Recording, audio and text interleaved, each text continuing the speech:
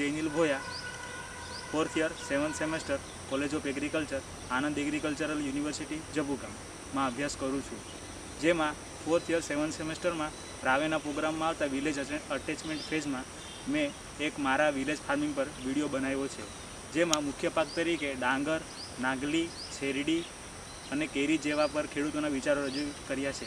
એના સિવાય જે ચાલતું ઓર્ગેનિક ફાર્મિંગ કરું એના પર અને ગામમાં ચાલતી ડેરી પર પણ ખેડૂતોના વિચારો રજૂ કર્યા છે, જે તમે શાંતિથી નિહાળી શકો। ડાંગરની ખેતી કરીએ જેમાં અલગ અલગ જાતની વેરાયટીઓ હોય છે, જેમ કે 90 દિવસની, 100 દિવસની અને 120 દિવસની, જેમાં US 312, 022 એવી ઘણી જાતની વેરાયટીઓ છે, જેમાંથી અમે 90 દિવસની કે 100 દિવસની કરીએ। વત્તા મસૂરી, જયા એ થોડીક ભારી વેરાયટી કહેવાય, એટલે એ જે પિયતવાળી જગ્યા હોય એમાં કરી શકીએ। કરવાની પદ્ધતિમાં એવું છે કે પહેલાં દરવાડિયું કરીએ, પછી એ જ દરવાડિયું 21 દિવસ પછી બીજા કેંડામાં કરીએ અને પાયાનું ખાતર નાખીએ, પોટાશ છે, DAP છે। પછી 90 દિવસનો પાક તૈયાર થાય એટલે એની કાપણી ચાલુ કરીએ અને ખેતીનો પાક પૂરો થાય।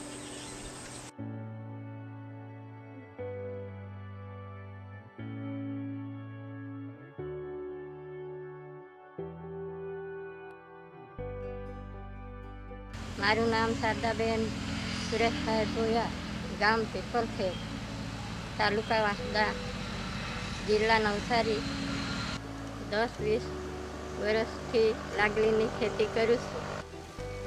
મેં એક જગ્યાએ લાગલી વાવી દઉં, પછી બીજી જગ્યાએ ખોદીને રોપવામાં આવે છે। અમે કાપીને સાફ કરી દઈએ, પછી ખોરાક તરીકે અમે એનો ઉપયોગ કર્યો છે।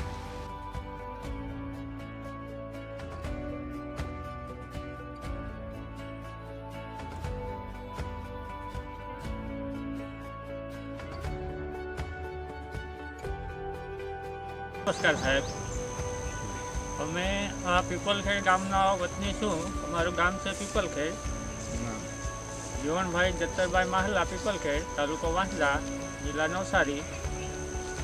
तो आ मारी 1 एकरनी जग्या है, तो अमे एमां छे तो कलमनी खेती करीए छे, कलम राखेली छे ने एमां कलमनुं अंतर छे 25 बाय 25 राखेलुं छे। અને આમાં જાતો છે કેસર છે, દશેરી છે, રાજાપુરી છે, લંગડા છે, આવું બધું છે। 500-7 આઈટમ અલગ અલગ એવું કરીને અમે વાડી બનાવી છે।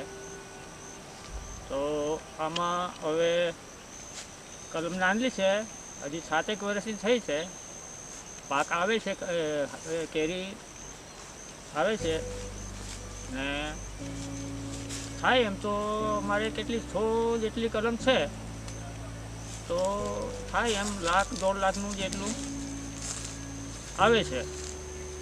એવું કરીને આ અમે કરીએ છીએ ને ત્યાંથી પાણી લેતા છે બોરનું, અને એમાં અમે અત્યારે તો આમાં શું છે, કલમ નાનલી છે, એમાં અંતરપાક અમે કરીએ છીએ। હવે ભાત રોપેલું છે, ભાત તો હવે કપાઈ ગયું અને હવે હજી ખેડવાની બાકી છે, અને ખેડાઈ જાય પછી છે તો અમે એમાં પેલું ડ્રીપ પદ્ધતિ કરી દઈએ। ડ્રીપ પદ્ધતિથી પાણી આપીએ ને કલમને એમ તો દવાનો કંઈ છંટકાવ તો નથી, આ કુદરતી જ છે, કુદરતી રીતે જ છે, પણ જે કે આવે કેરી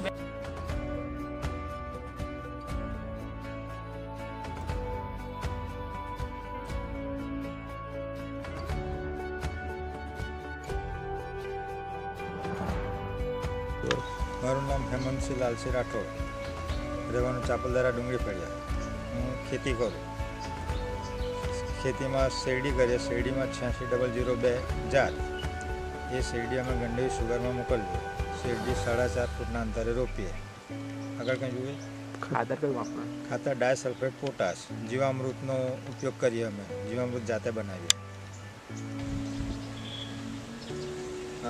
મારું નામ પ્રકાશભાઈ માહલા છે, પીપલખેડથી, તાલુકો વાંસદા, જિલ્લો નવસારી.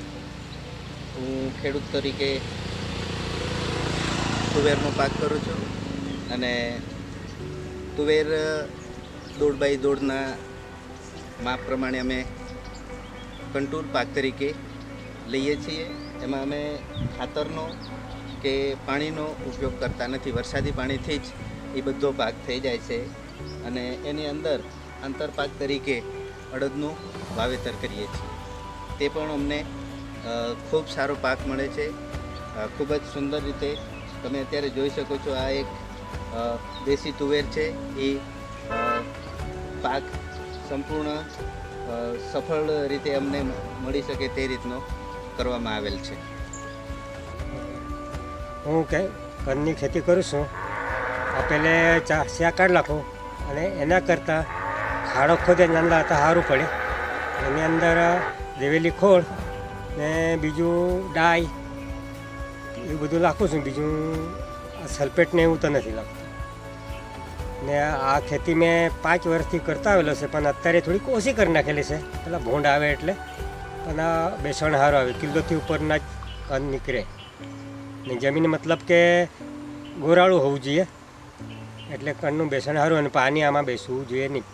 પાણી બેસે તે જગ્યા પર ઉભાર કરી દેવાના, એના પર ખાડો ખોદીને જરા ને જે ગયા વર્ષના કણ મૂકી રાખું એના પર છે ને એની ચીરી પાડવામાં આવે. આ માચીસની જેટલું ચીરી પાડવામાં આવે. પછી આ ચીરી છે ને આમ ઉપર લખીને અંદર દાટી દેવામાં આવે. પછી એ છે ને ઉપર નીકળી આવે, પછી એના ટેકા આપી દેવું પડે. ટેકા આપ્યા પછી એવું લાગે તો મેં આ વર્ષે નથી કર્યું, પણ એનું બેસણની દવા બી આવે તો જલ્દી હારા મોટા બેસન આવી જાય. ને અહીંયા યળ બળ એવું તો મેં આ વર્ષે તો છાંટેલી જ નથી.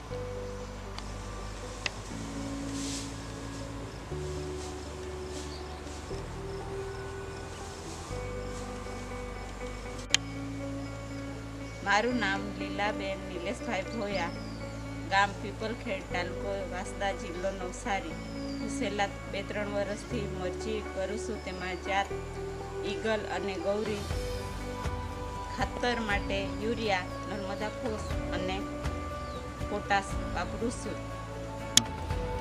મારી નર્સરીમાં આંબા કલમ, ફળાવના તમામ રોપા, ફૂલછોડ, આયુર્વેદિક રોપાઓ તમામ મળે છે.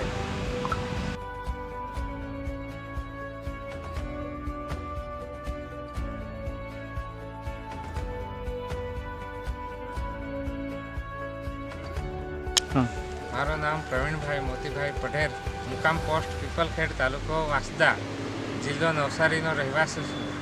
હું છેલ્લા 20 વર્ષથી નર્સરીનો ધંધો કરું છું.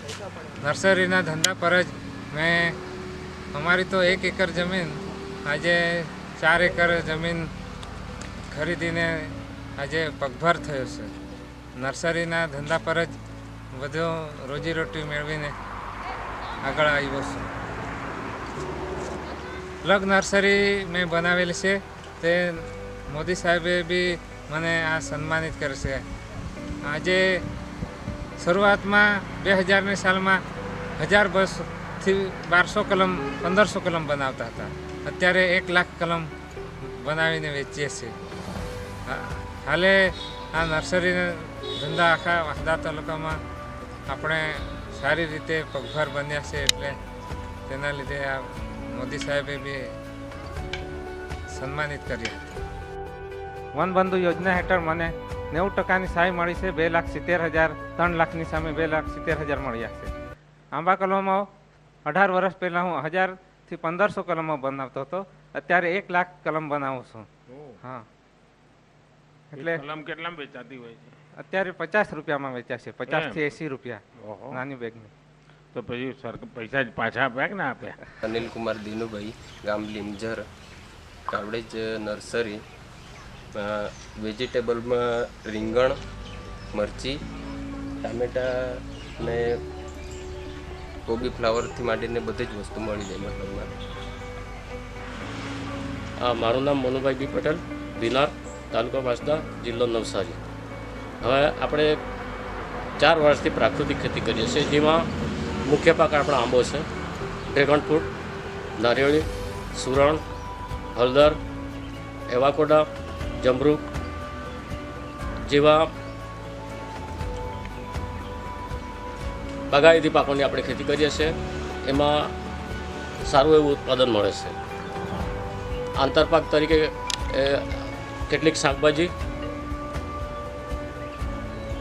અને કઠોળનું ઉત્પાદન કરીએ છીએ કે જે ખાવા માટે મોટાભાગે વાપરવામાં આવે છે. ઓર્ગેનિક ફાર્મિંગ મારે કુલ 4 વીઘા જમીન છે અને 4 વીઘામાં હું ઓર્ગેનિક ફાર્મિંગ કરું છું. એમાં સારું એવું રિઝલ્ટ મળે છે. આ ઓર્ગેનિક ફાર્મિંગમાં ગીર ગાયના ગોબરમાંથી જીવામૃત બનાવવામાં આવે છે. ઘન જીવામૃત, પ્રવાહી જીવામૃત, બીજામૃત, આચ્છાદન, વાસ્પા અને સહજીવી વનસ્પતિનો સમન્વય કરીને હું ખેતી કરું છું.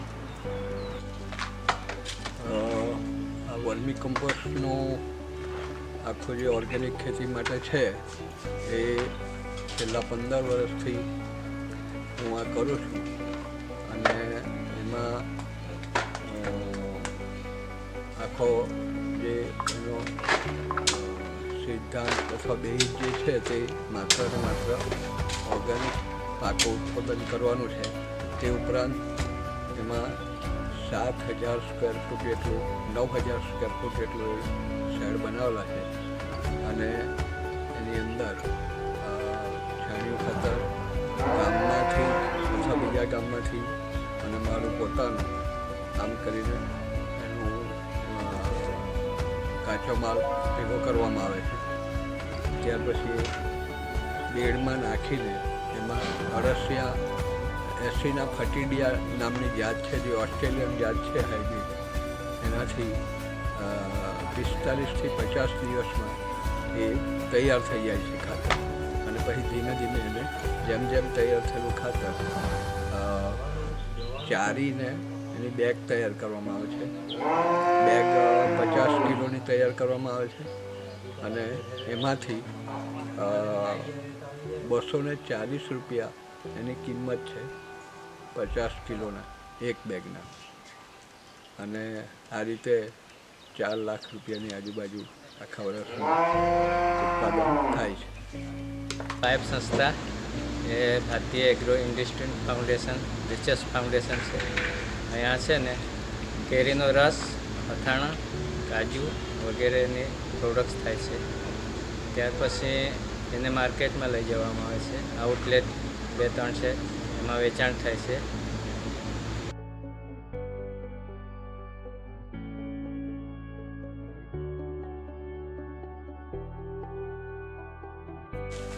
હા, મારું નામ હિતેન્દ્રભાઈ મગજીભાઈ પટેલ, રહેવાનું બાતાડ ખાનપુર, તાલુકો વાંસદા, જિલ્લા નવસારી. મેં છે ને 2 વર્ષથી પ્રાકૃતિક ખેતી કરું, એમાં કેળની ખેતી કરેલી છે અને પ્રોડક્શન સારું આવે છે. અને એમાં જીવામૃત વાપરું અને જીવાત માટે નિમાસ્ત્ર ને 10 પાણી અર્ક વાપરું. અને એ જીવામૃતની ખેતી જીવામૃત મેં 15 દિવસે એમાં આપું. અને મારી ખેતી કેળની ખેતી છે. એ ખેતી મારે 5x7 પર રોપેલી છે. 2 વર્ષથી ખેતી કરું છું કેળની ખેતી. જાત મારી કેળની ખેતીમાં જાત છે લોખંડી છે, દેશી. એ ગેડા લાવીને રોપેલા છે. કૃષ્ણ કમોદ, એમાં ખાતર છે લિક્વિડ મેન્યુઅલ અને ઓર્ગેનિક ખાતર વાપરેલું છે. બે હાઈટ એટલી જ છે.